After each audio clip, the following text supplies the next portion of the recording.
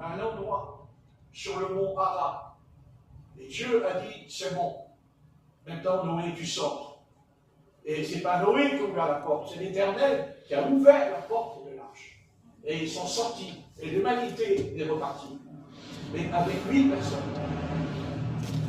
La première fois, l'humanité, elle a commencé avec un homme.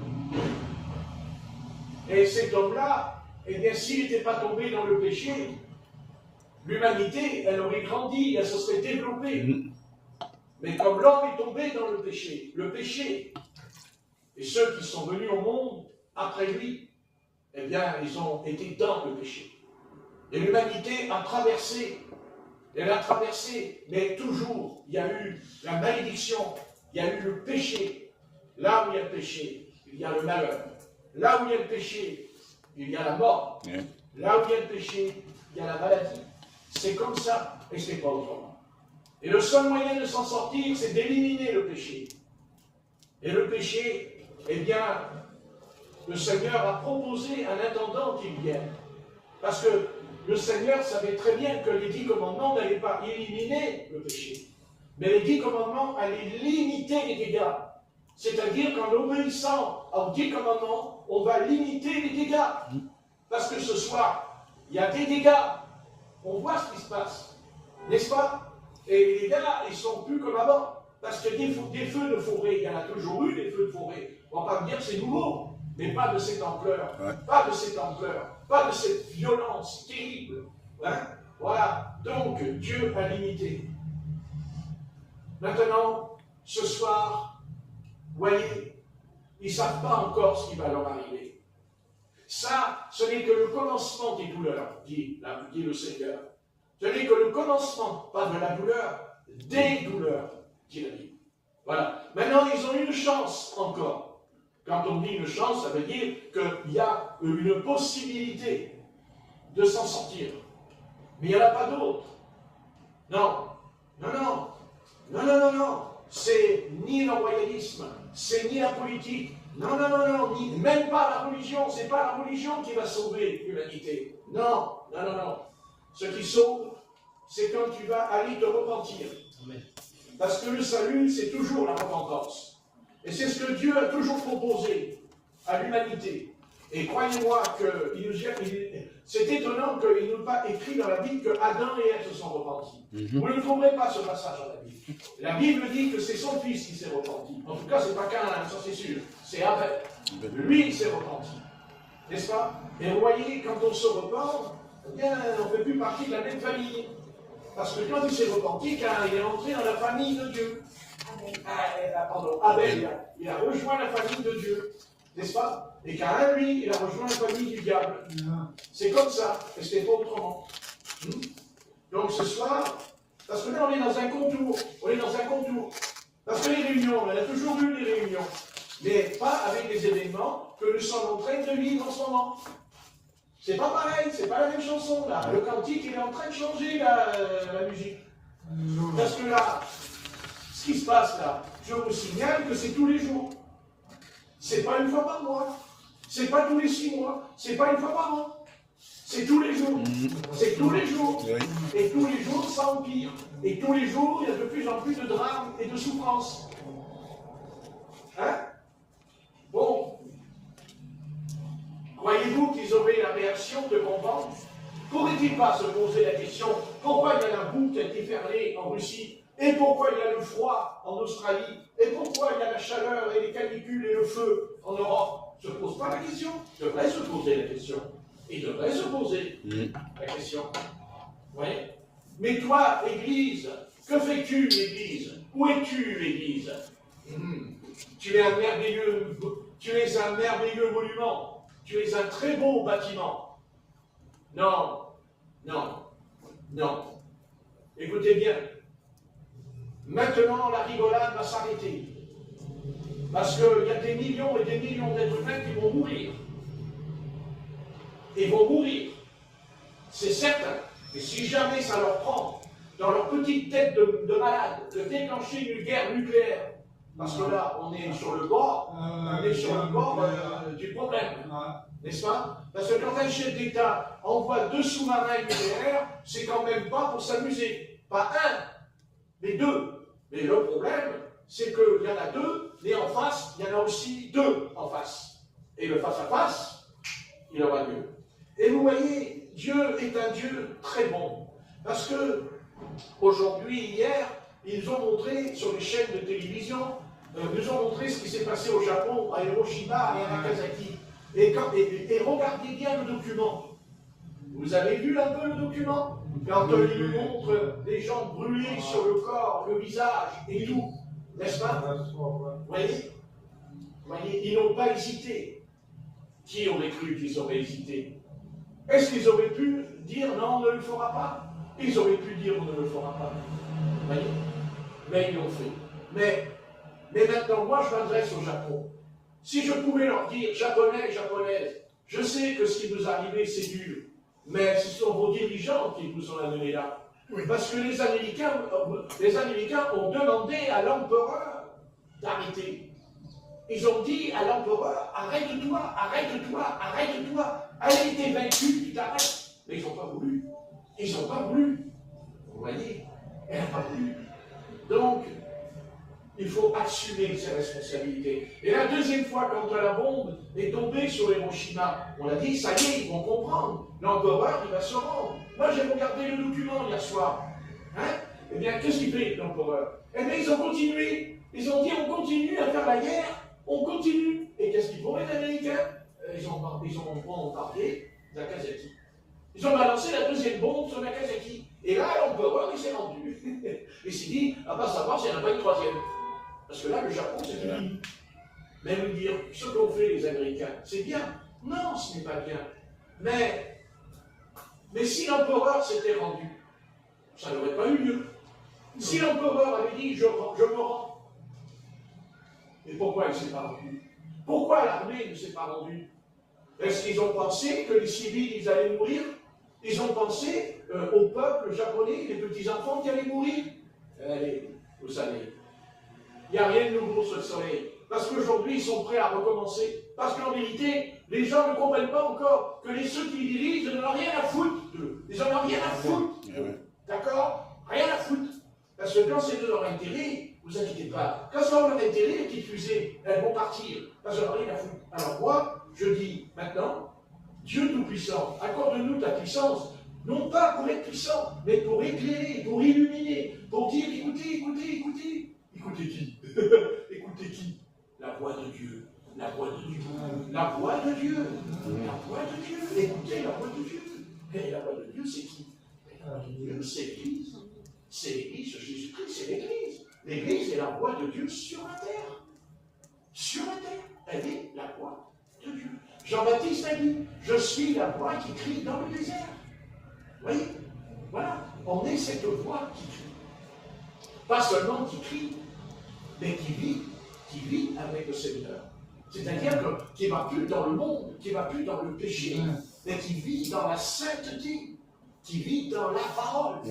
Voilà. La porte va se fermer. Vous savez, la porte va se fermer. Et croyez-moi qu'elle va se fermer. Parce que vous savez, il y en a eu des guerres, il y en a eu des guerres, il y en a eu des guerres. Mais la porte ne s'est pas fermée. Et vous savez pourquoi la porte ne s'est pas fermée? Parce que l'Antichrist n'était pas encore venu. Mais la Bible nous dit qu'il y a un homme qui va venir. La Bible nous dit que cet homme s'appelle l'homme du péché. Vous voyez? Oui, l'homme du péché. Quand on dit au sujet du président Emmanuel, n'est-ce pas? Non. Le nom de l'Antichrist, c'est pas Emmanuel, c'est pas... Non. L'Antichrist, c'est celui qui est contre Christ. Et celui qui est contre Christ, il est contre l'humanité. Parce que Christ est venu sauver l'humanité et non pas la perdre. Le Christ n'est pas venu sauver que les Juifs, il est venu sauver tous les autres. Il est venu sauver cette humanité qui est perdue. C'est quoi être perdu? En quoi l'humanité est perdue? Tu n'as pas de berger. Tu n'as pas de... Si, tu as des bergers, mais des faux bergers. Des menteurs, des trompeurs, des séducteurs. et aussi des bergers qui veulent se remplir les poches. Parce que si les bergers politiques ils se remplissent les poches, les bergers aussi, certains bergers aussi dans les églises se remplissent les poches, se remplissent bien les poches aussi, vous comprenez? Si vous croyez que notre maître était comme eux, certainement pas. La Bible dit que Jésus n'avait qu'une tunique sur lui, qui d'ailleurs, on lui a pris quand il était sur la croix, sa tunique. Une tunique. Pas deux, une tunique. C'est tout. Vous voyez? Or, vous savez, quand on est avec le Seigneur, on n'est pas intéressé par l'argent. Celui qui aime l'argent, c'est qu'il y a quelque chose qui ne va pas dans son cœur. C'est qu'il y a l'adversaire qui est en train de se balader en lui quelque part. Vous voyez? Fait une petite promenade en lui. Non, non, non. Non. Nous présentons Jésus-Christ. D'abord, il est le Fils de Dieu, mais il est Dieu. Amen. Il est Dieu. Parce que quand il est dit dans la Genèse au chapitre 1, verset 1, il dit « La terre était informe et vide ». Le terme veut dire chaos, le chaos. Et dans Jérémie 44, verset 1, il dit aussi le chaos. Le chaos. N'est-ce pas? Non, pas 21, non. Mais Jérémie 44, si je ne me trompe pas, verset 24, à peu près par là. Il dit le chaos. Le chaos. Voilà. Et c'est au sein du chaos, que Dieu intervient. Et Dieu va intervenir. Mais avant, il y aura le chaos. Le chaos, c'est quoi? La destruction. Le désordre. Et plus rien qui fonctionne.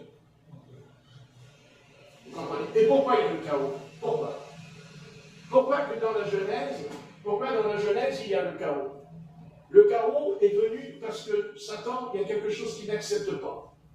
Satan, il y a quelque chose qu'il ne peut pas accepter. Quelque chose qu'il ne pourra jamais accepter. Ça, c'est certain. C'est en lui, je sais que c'est en lui. Vous savez ce qu'il n'aime pas, Satan? Il n'aime pas les fondations. Il n'aime pas ce qui est fondé. Satan, c'est quelqu'un qui veut ébranler les fondations que Dieu a créées. C'est pour ça qu'il a ébranlé la terre. C'est pour ça qu'il est dit dans le verbe tohu et bohu, ça veut dire qu'il y a eu un chaos, que la terre a existé avant cette terre. Ouais. Et quand il y a eu le chaos, Dieu a recouvert la terre d'eau. C'est que de l'eau, vous n'avez qu'à lire, que de l'eau. Mais ça ne veut pas dire que le sec n'existait pas, puisqu'il dit le sec apparu.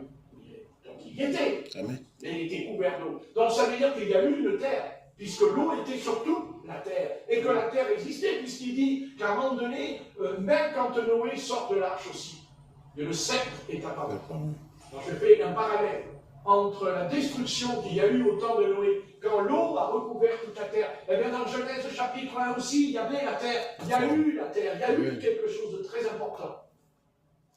De très important. De très important. Voilà, c'est certain. Et Dieu a envoyé un jugement. Alors Dieu a recommencé. Ouais, il a recommencé. C'est toujours le même Dieu. Dieu est esprit. Dieu est esprit. L'esprit de Dieu planait au-dessus des eaux. Dieu est esprit. Votre vie, ma vie ne vaut rien. Ma vie, elle est vide. Même que j'aurai toute la connaissance de la vie, ma vie n'est rien. Si l'Esprit de Dieu ne se manifeste pas en moi, s'il n'y a pas l'Esprit Saint en moi, c'est du vent. Voilà toute la différence entre une église charnelle et une église spirituelle. La différence, elle est là. L'église qui sera enlevée, l'église qui partira, qui quittera cette terre, c'est parce qu'elle sera remplie du Saint-Esprit. C'est parce qu'elle sera remplie du Saint-Esprit. C'est pas vrai. On ne sera pas enlevé comme ça. On dit, ah oui, on va être enlevé, on va être enlevé et je m'en vais. Non, non, non, non, non, non, non. Dieu ne fait pas entrer dans son royaume un élément qui n'a pas été purifié et sanctifié. L'Apocalypse dit, il ne rentrera rien dans le royaume de Dieu. Rien d'impur. Impur, amen. Ni les menteurs, Rien ne rentrera dans le royaume de Dieu. Que la sainteté. Que la sainteté. C'est clair. Oui. Bien sûr. Nous savons qu'il y a deux empires. Et nous savons qu'il y a deux royaumes, nous le savons. C'est sûr. Dans Acte 10, verset 38, il est écrit que le Seigneur Jésus allait de lieu en lieu, en guérissant, en délivrant tous ceux qui étaient sous l'empire du diable. C'est très clair. C'est très clair. Vous savez, je peux parler encore 3 heures, ça ne changera pas grand-chose. Hein. Je le sais. Je suis conscient dans la pièce quand je parle. Je suis conscient, je ne veux pas croire que je suis en train de planer là, en parlant. Pas du tout. Je sais ce que je dis. Et je sais une chose. Maintenant, comme dira l'apôtre Jean, d'ailleurs l'apôtre Jean a dit quelque chose au sujet de l'Antichrist. Il a dit la dernière heure. Il a parlé de la dernière heure. Vous vous rappelez le passage? Dans la première ou deuxième épître de Jean, il dit la dernière heure. La dernière heure. Mais cette dernière heure, elle n'a pas commencé ce soir. Non, elle a commencé au temps des apôtres, la dernière heure. Parce que nous savons qu'un jour c'est 1000 ans, et 1000 ans c'est un jour, dit l'apôtre Pierre. Et il y a longtemps qu'elle a commencé, la dernière heure. C'est pour ça que les apôtres y croyaient que le Seigneur Jésus allait revenir là, quand ils étaient sur terre. Parce que Jean a dit, c'est la dernière heure. Mais la dernière heure, il y a longtemps qu'elle dure, la dernière heure. Mais cette fois, c'est vraiment la dernière heure. Vous allez me dire comment tu sais. Parce que le Seigneur nous a montré les signes dans Matthieu verset 24. Parce que dans Matthieu 24, le Seigneur nous dit, voici les signes qui accompagneront la fin des temps. Et alors les signes, ils ne sont pas arrivés hier, les signes. Les signes, ce n'est pas parce qu'il y a la forêt qui brûle, qui brûle. Non, les signes, il y a longtemps, ils y sont, les signes. Guerre, bruit de guerre, famine, épidémie. Mais il y a toujours eu des épidémies, qu'est-ce que vous croyez? Vous croyez qu'il n'y a que nous qui avons des épidémies? Il y a eu plein d'épidémies avant. Même au Moyen-Âge, il y avait des épidémies. Bien sûr. Il y a eu les rats, il y a eu tout, la peste et tout. C'est pas, on est là avec nous, là, c'est nous, la fin des temps. Non, la fin des temps, il y a longtemps qu'elle a commencé, la fin des temps. Il y a longtemps qu'elle a commencé. Seulement là, nous parlons de la dernière heure. Et la dernière heure, eh bien, c'est quoi? Eh bien, c'est la venue de l'Antéchrist. C'est l'Antéchrist. Parce que Jésus-Christ revient, mais la Bible nous dit que c'est l'Antéchrist qui vient d'abord. Et Jésus-Christ revient après l'Antéchrist, pour le détruire par le souffle de sa main. Donc ça veut dire que l'humanité n'est pas sortie de l'auberge. Pas sortie de l'auberge, l'humanité. Parce que quand l'Antéchrist va venir, c'est pas la même chose. C'est pas la même chose. L'Antéchrist, il ne va pas régner. L'Antéchrist, ce n'est pas quelqu'un qui va régner, par exemple, comme l'a fait Adolf Hitler en Allemagne. L'Antéchrist, il va régner sur le monde entier. Le monde entier. Le monde va être placé sous sa coupole. Le monde va être placé sous sa puissance. Pas seulement politique, pas seulement religieux, mais l'esprit va rentrer en eux. Ce n'est pas la même chanson. L'esprit va entrer en eux. Et d'ailleurs, quand on parle du chiffre de la marque de la bête, alors on peut raconter tout ce qu'on veut, mais sachez qu'ils l'ont déjà reçu. Ils l'ont déjà. Ils l'ont déjà. Mais, bien sûr qu'ils l'ont. La marque de la bête. Parce que la marque de la bête, c'est l'esprit de l'Antéchrist en eux. C'est-à-dire qu'ils sont contre Christ. Mais nous, est-ce que nous l'avons reçu, l'esprit de l'Antéchrist? Non. Ah non, puisqu'on a reçu le baptême dans le Saint-Esprit. On ne peut pas avoir les deux en même temps. Est-ce qu'ils pourraient cohabiter ensemble? Non. En nous. Voilà. Vous voyez, la marque de la bête. Elle a la marque de la bête.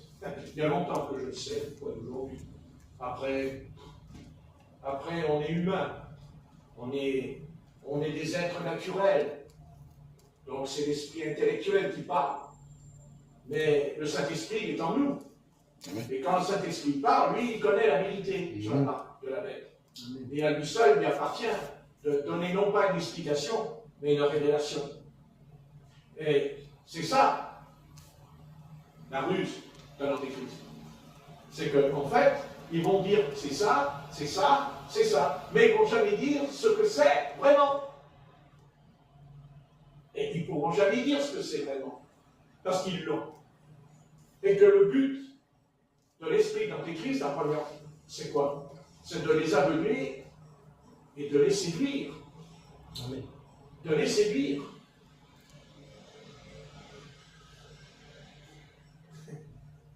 L'esprit de l'Antéchrist, on le connaît. C'est un esprit qui adore la bête dans Apocalypse 13, qui adore la bête. Adorer veut dire rendre un culte. Ouais. Et l'esprit de l'Antéchrist, c'est quoi? Ben, c'est le culte de l'homme. C'est le culte de l'homme. Ça, c'est l'Antéchrist. L'Antéchrist, c'est pas seulement Antéchrist. L'Antéchrist, c'est un homme. C'est un homme.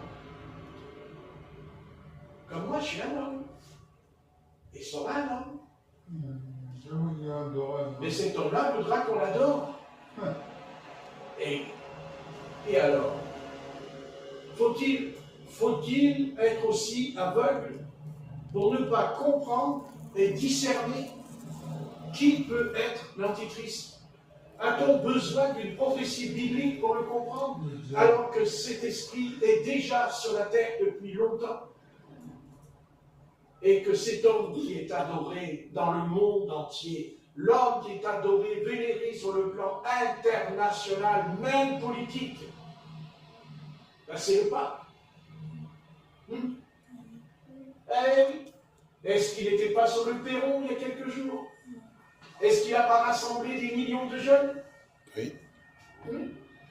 Et est-ce qu'ils adoraient Jésus ou ils adoraient un homme? L'homme.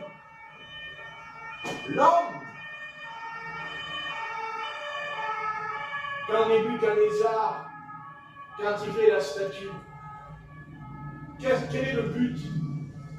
Qu'est-ce qu'il dit aux trois amis de Daniel? Il leur a dit à genoux. À genoux. L'homme. Le culte de l'homme. Et le contraire de l'Antéchrist, c'est pas le culte de l'homme. Nous adorons Jésus-Christ en esprit.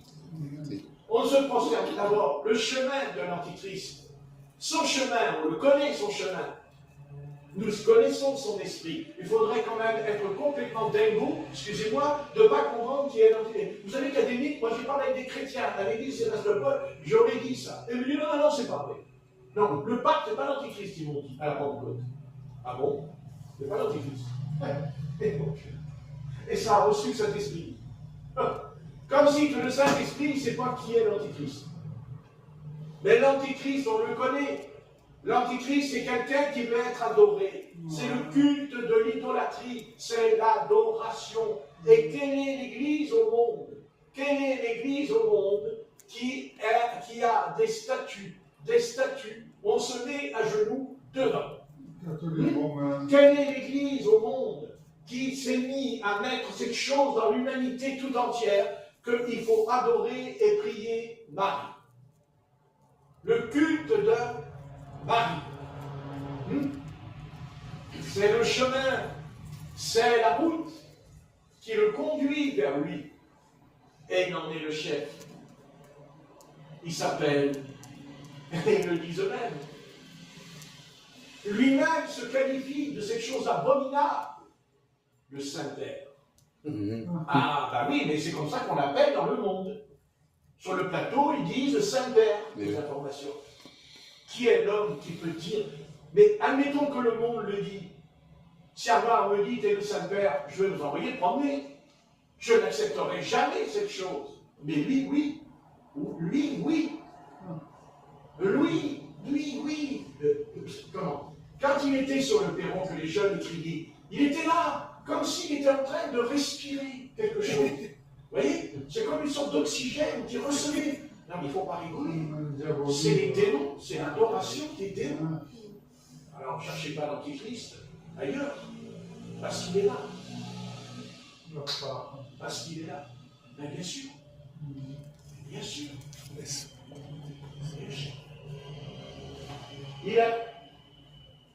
Il a survécu au travers des siècles. Il a traversé le temps. Et même si le monde est moderne aujourd'hui, il n'a pas changé.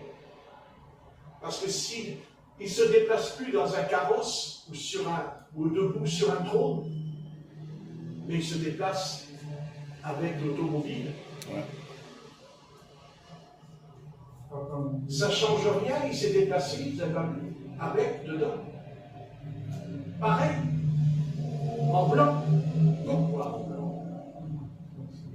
Pourquoi il était tout habillé en blanc? La voiture, elle est toute en blanc.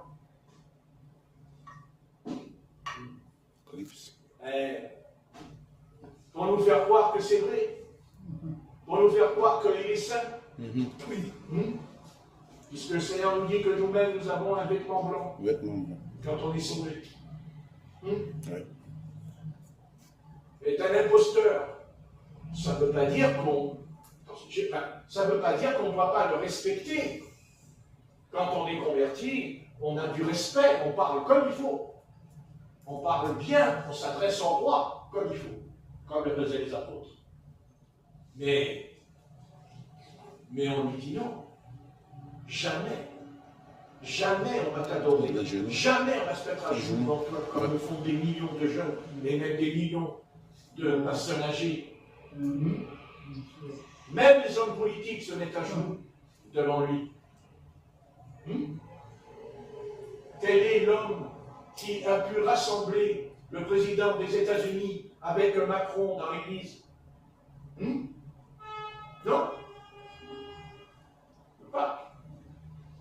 Le pape. C'est lui. C'est lui. Il n'y en a pas d'autre. Mais la Bible dit qu'il sera anéanti. La Bible dit qu'il sera détruit. Bien sûr, c'est écrit dans la Bible qu'il sera détruit. Lui et son Église et son système sera détruit dans l'Apocalypse. C'est écrit. En une seule heure. Amen. En une seule heure. Mais qui n'y a pas été? Qui n'y a pas été? Il y en a qu'un qui n'a pas été. C'est le président russe. Il n'a pas été. Il n'a pas été. Et pourquoi il n'a pas été? Et parce qu'ils ne reconnaissent pas le pape. Parce que l'Église orthodoxe dit que le pape n'est pas le chef de l'Église, c'est lui. Le chef de l'Église. Le chef de l'Église. Non, mais pas grand. Il faut quand même être gonflé pour se faire appeler le chef de l'Église. Ben oui, mais moi, des chefs qui tolèrent l'homosexualité, des chefs qui tolèrent la pédophilie dans l'Église, c'est un gros de chef. Eh ben, vous savez, d'un berger comme ça, j'en veux pas. J'en veux pas. Non. C'est pas un bon berger. C'est un faux berger. Et on va arrêter là parce que c'est 10h30. On verra. Mais tout s'enclenche. Tout s'enclenche. Parce que vous savez, tôt ou tard, l'Église de Rome va faire parler d'elle. Ça va venir. Ça va venir. Ça viendra. Ça viendra. Satan va propulser. Pas lui, Satan. Ouais. Et on verra ce qui va se passer avec les nations. Parce que ils ont un petit point noir à régler, pas le tout petit. Et petit. Vous savez qui prévoit? Vous savez, c'est comme les anciens trains qu'on appelait les Michelin. Ils faisaient. Ça partait comme ça. Et vous savez que quand il y avait un petit caillou, mais un tout petit caillou, quand il rentrait dans les roues, la Michelin, elle s'arrêtait tout de suite. Elle ne pouvait plus repartir. Et ce petit caillou, c'est Israël. Israël.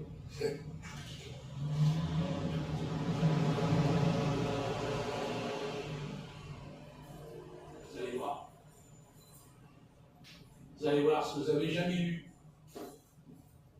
Si Dieu vous prête vie, mais vous verrez. Parce que le grand point noir, ce soir, on n'en parle pas beaucoup. Mais c'est Israël. Et vous savez,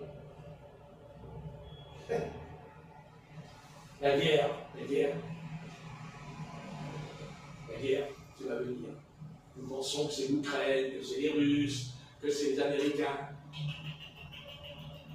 La guerre, c'est les Juifs. Le Juif. Parce que Dieu va vouloir ça avec le Juif. Parce que Dieu, il est têtu. Parce que Dieu est têtu. Lui aussi. Et là, ce qui se passe à Gaza, là, puisque maintenant nous avons appris qu'ils allaient carrément prendre Gaza. Tout. Oui. Tout. Il y en a qui ne sont pas d'accord dans l'armée de Tsahal avec le président. Mais il ne s'agit pas d'être d'accord ou pas. Il s'agit de celui qui a mis KO. Et celui qui a mis KO, il nous dit ce qu'il a dit avant que ça arrive. Et si on étudie les prophéties, ils ne pourront pas arrêter Israël. Ils ne pourront pas. Et c'est pour ça que la guerre, c'est ça qui va venir. Israël va faire trembler les nations. Israël va faire trembler la terre tout entière. La terre va trembler sous les pieds des nations. Parce que c'est Dieu. C'est Dieu. C'est pas Israël en lui-même. Parce qu'il va aussi être corrigé par son Dieu. Mais Dieu ne changera pas d'avis. Dieu ira jusqu'au bout de ce qu'il a dit à Abraham, à Isaac et à Jacob. Même s'ils ont rejeté le roi des rois, Dieu tient sa promesse. Parce qu'il les a ramenés chez eux. 2000 ans plus tard. Et même s'ils sont rebellés contre l'Éternel, même s'ils ont rejeté l'Éternel, l'Éternel ne savait rien, il les a ramenés sur la terre natale, sur leur terre d'origine, le pays de Canaan, dont l'Éternel dit à Abraham, je te le donne, et je ne changerai pas la vie. Et là, il va y avoir du remue-ménage. Ça va remuer. Mais ils ne pourront pas arrêter. Car il faut que le peuple juif rentre à la maison. Ce que nous appelons dans la Bible le 3e exode. Parce qu'ils vont rentrer. Et il faut de la place pour rentrer. Amen. On est d'accord? Oui. Amen. Mais ils ne peuvent rentrer que s'ils récupèrent les territoires que l'Éternel a donnés à Moïse. C'est Moïse qui a fait les plans. Vous n'avez pas lu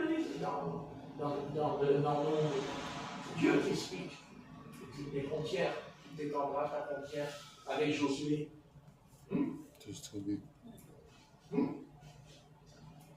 Mais ils ont désobéi parce qu'ils n'ont pas fait ce que l'Éternel leur a dit du temps de Josué, c'est-à-dire la bande de Gaza, qui était le territoire des Philistins. Parce que le mot palestinien, ça vient du mot philistin, palestinien. Donc, il n'y a pas de Palestine dans la Bible. Il y a la terre d'Israël.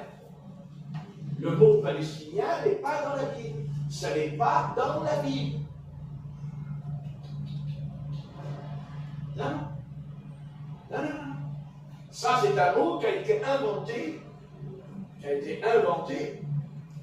quand Israël a été expulsé de sa terre. Donc, ils ont appelé la terre d'Israël la Palestine. Mais ce n'est pas du tout vrai. C'est un mensonge. C'est ce que Arafat voulait nous faire croire quand il parlait de ça, de la Palestine. Non, non. Non, non. Et ce soir, si j'étais devant le peuple d'Israël, je lui dirais avec beaucoup de respect, parce que le salut vient des Juifs, a dit le roi, leur roi, mais qui est devenu notre roi, ce soir. Amen.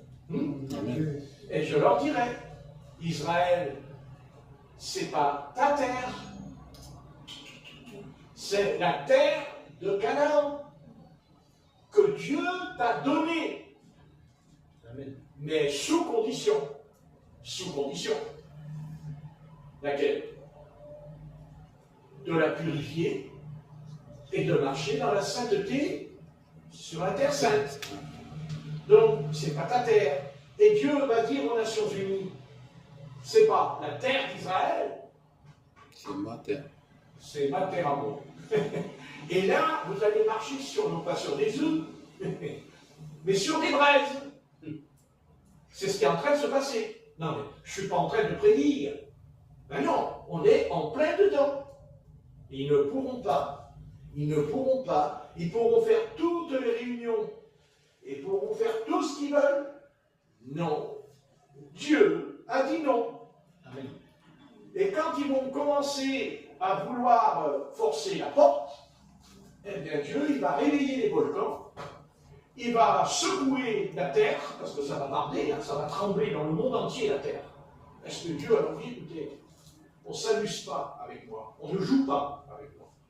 J'ai décidé, c'est moi qui décide. J'ai dit, j'ai fait une promesse à Abraham, je la tiendrai. Et non seulement j'ai donné cette terre, mais aussi l'Éternel dit à Abraham, à ta postérité, à ta semence. Amen. Et non, c'est-à-dire aux Juifs, qu'on appelait autrefois les enfants d'Israël. Après, chacun discutera. Mais Dieu n'a pas besoin de... Je n'ai pas à discuter avec Dieu. Je ne discute pas avec Dieu. Je l'implore. J'implore sa miséricorde. Amen. Oh, moi, pauvre Patrick, pauvre petit Patrick. Demain matin, je me réveille, j'ai 42 fièvre dans le lit. D'un coup, 40. Demain matin. Que suis-je? Allez.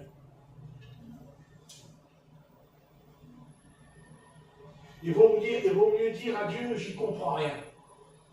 Et Dieu te répondra, tant mieux. C'est bien. C'est bien ce que tu ne comprends pas. Parce que moi, je te ferai comprendre à ma manière. Tu comprends? À ma manière.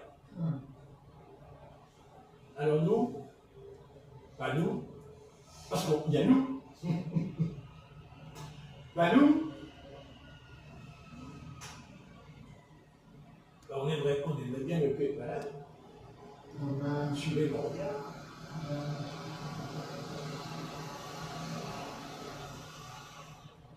Mais autant l'Éternel a dit à Israël, je te donne cette terre, et Dieu a tenu promesse. Parce que Dieu a tenu promesse. Il les a ramenés. 2000 ans plus tard, il les a ramenés. Il leur a même redonné Jérusalem. Vous vous rendez compte? Et en peu de temps, on va dire en 70 ans. Ça va vite. Mais comme en 1998, ils ont fêté quelque chose, parce qu'en 1998, il s'est passé quelque chose en Israël de très important. il y a eu le jubilé en Israël. Rappelez pas. Oui. Et vous savez ce que c'est qu'un jubilé? C'est un cycle. Donc Israël est rentré dans le cycle de ce que les Messie doit venir, de ce que le roi des rois doit venir. Et on est en plein dedans, parce que tout à l'heure, j'ai écouté aux informations le président israélien. Vous savez ce qu'il a dit? Avec les colons, nous allons reconstruire le temple. Oui. Eh oui, c'est pas fini. C'est pas fini, parce qu'ils ont le truc de remettre le temple. Mais alors là, ça va être une autre histoire. Parce que là, on parle de Jérusalem. Mais on parle d'autre chose. On reparle de ce qu'Israël veut rétablir le culte de Yahvé. Oui. Oui, hein? Le culte de Yahvé. Bah, ils ne construisent pas le temple pour dire regardez, c'est un beau monument, eux. Hein? Non, non, c'est pour eux. Mais c'est normal qu'ils reconstruisent. Oui. Puisque Yahvé va venir. Et il dit qu'il rentrera dans son temple. Yahvé. Mais avant, il nous a dit que l'Antéchrist aussi, il va aller dans le temple. Il va s'asseoir dedans. Vous avez vu son antéchrist? Oui. Vous voyez, tout s'enchaîne. Tout s'enchaîne. Vous croyez que le temple, il veut le construire, il leur faudra 10 ans? Non, il est construit le temple. Il est prêt. Il est en Amérique. Aux États-Unis, il est le temple. Ils n'ont plus qu'à le mettre dans l'avion. Et l'avion, il va atterrir, et puis, hop, et voilà, il descend. Parce que moi, je l'ai vu le temple, comment il est, sur Internet. Je l'ai vu. Ça ressemble à un garage. Comme autrefois, pareil. C'est vrai, pareil. C'est pas un truc, pas du tout. Pas du tout. Mais c'est le temple de Yahvé. Et ils vont reconstruire le même modèle que le Salomon.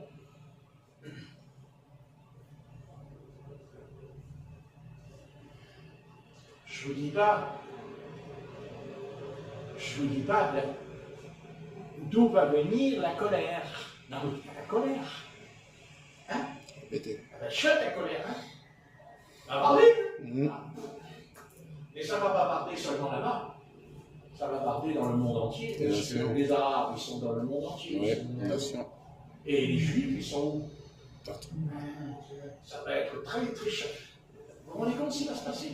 Est-ce que vous vous rendez compte ce qui va se passer dans la société, dans les sociétés, dans les communautés, rien qu'en France, ce qui va se passer?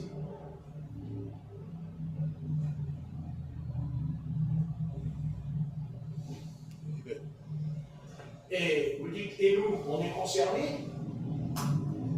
Ben oui. Parce que il va bien falloir prendre position à un moment donné. Ah bon? Ah bon, on ne va pas prendre position. On va dire aux païens, non, vous avez raison. Ah bon? Vous allez dire à l'islam, non, vous avez raison. Ah. Et là va commencer la persécution. La vraie persécution.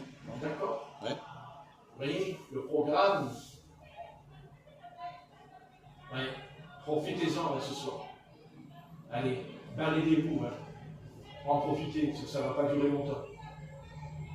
La paix dans le pays. Parce qu'une fois qu'il y aura l'affrontement entre eux, qu'est-ce qui va se passer quand il y aura l'affrontement là? À l'école, dans les lycées, dans la rue, dans les hommes politiques, dans les partis politiques. Et alors, je vais arrêter. Et alors, je termine par cette phrase. Jérusalem, Jérusalem, tu seras une pierre pesante pour toutes les nations. Hein? Dans Zacharie 14. Tu seras une pierre pesante pour toutes les nations. C'est-à-dire un caillou. Un caillou entre tes pieds. Le poids, parce qu'une pierre c'est lourd, mais cette pierre c'est Jésus-Christ, c'est pas eux qui croient les Juifs. à Pierre. Amen. C'est triste. Alléluia. C'est triste. Parce qu'il revient. Alhamdoulilah. Oui. Il revient pour régner. Il ne revient pas pour nous prêcher l'évangile. Amen. Il revient pour faire la guerre à ses ennemis. Dans Apocalypse 19.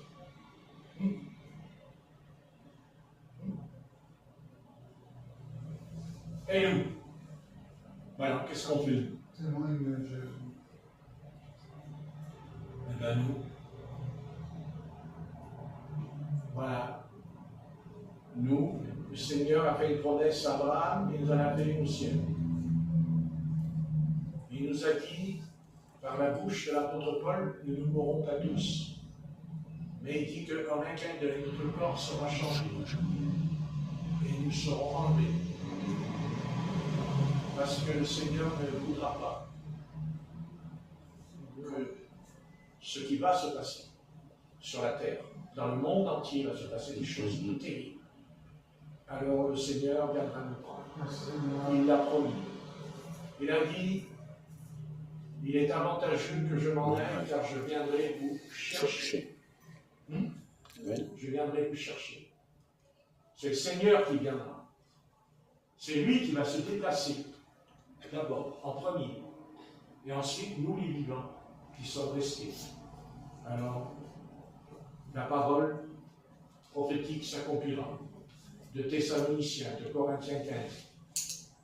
Voilà, au son de la trompette, l'archange, au cri du commandement, le Seigneur nous enlèvera. Comment? Je ne sais pas. Je ne sais pas comment. Et Dieu ne nous dira pas comment. Non. Parce qu'on serait capable de foutre tout en l'air. On serait capable même d'interpréter l'enlèvement. Parce qu'il y a encore une chose que je voudrais vous dire. Qu'on a beaucoup interprété dans l'Église, les prophéties. Oh, oui. Mais il n'y en a qu'une qu'on ne peut pas. On peut pas. C'est l'enlèvement. On ne peut pas l'interpréter. On ne peut pas dire comment. On dit, ça va changer. Oui, mais... Hein? Ben ouais. Mais moi, ça me fortifie cette phrase. Parce que si l'Éternel a dit à Abraham, à Isaac et à Jacob qu'il leur donnera la terre promise, il l'a fait. Donc il le fera pour nous aussi. Amen. Oh, oui. Amen. Parce que nous servons le même Dieu. Ça aussi, il ne faut pas l'oublier. Nous servons le même Dieu. On ne sert pas un autre Dieu. Jésus-Christ, ce n'est pas un autre Dieu. C'est le Dieu d'Abraham, d'Isaac et de Jacob. Jésus-Christ.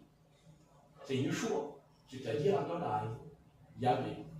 Voilà. Chaque chose en son temps. Alors, qu'est-ce qu'il faut qu'on fasse ce soir? Réjouissons. Réjouissons.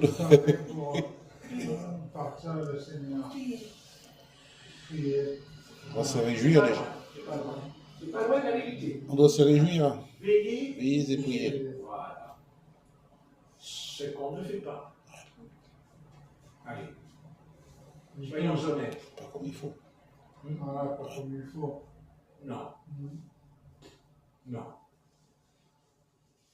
Mais il y a aussi un avertissement dans la promesse. Si on n'est pas trouvé en train de veiller et de prier, il dit aussi qu'on ne sera pas enlevé. Dans Matthieu 25. Tout à fait. Ça aussi, c'est écrit dans Oui, Matthieu 25. oui.